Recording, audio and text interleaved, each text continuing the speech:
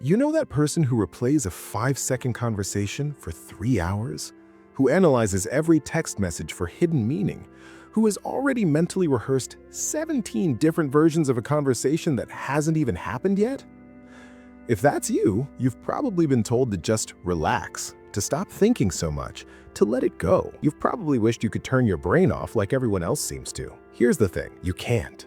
And that's not actually the problem. Let me explain what's really happening. Most people's brains process information, make a decision, and move on. Your brain, it doesn't move on.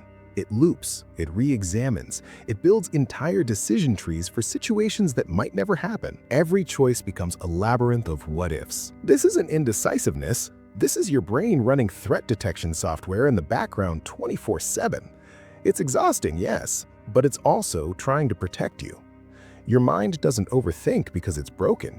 It overthinks because it's hypervigilant. There's actual neuroscience behind this, and it's called rumination paired with high cognitive processing. Your prefrontal cortex, the part of your brain responsible for planning and analysis, is simply more active than average. You're not overthinking, you're experiencing a higher baseline of cognitive engagement. Some brains skim the surface.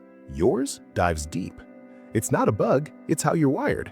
And yes, it comes with a cost, but it also comes with capabilities most people don't have. Here's what overthinking actually gives you: control over chaos.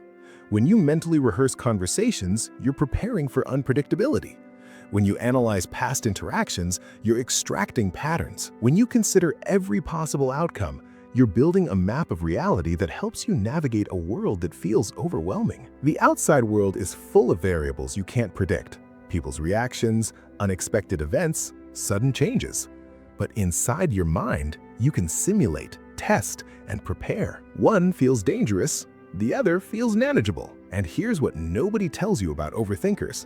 You have cognitive superpowers hiding in plain sight. You're better at anticipating problems before they happen.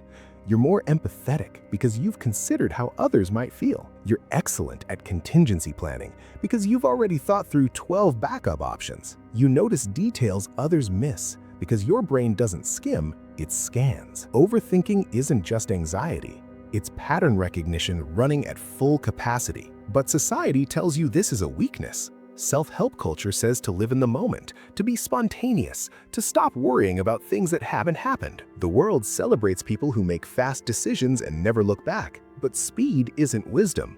And your best life doesn't require you to become someone who thinks less. It requires you to channel your depth strategically. If your version of thriving includes careful consideration, thoughtful analysis, and taking your time, that's not failing to be present.